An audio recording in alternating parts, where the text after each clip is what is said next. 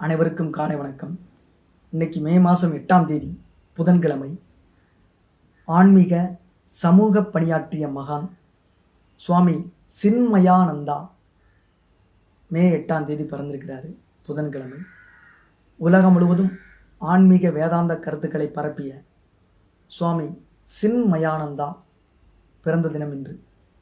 கேரளாவில் எர்ணாகுளத்தில் 1916 பிறக்கிறார்.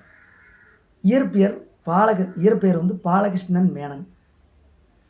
மேனன் என்பது சாதி பெயர், அதனால் இயற்பெயர் பாலகிருஷ்ணன் தான். தந்தை புகழ்பெற்ற நீதிபதி.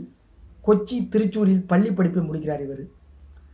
எர்ணாகுளம் மகாராசா கல்லூரியில் FA ஃபெல்லோ ஆஃப் ஆர்ட்ஸ் மற்றும் திருச்சூர் செயின்ட் தாமஸ் கல்லூரியில் PA பட்டம் பெறுகிறார்.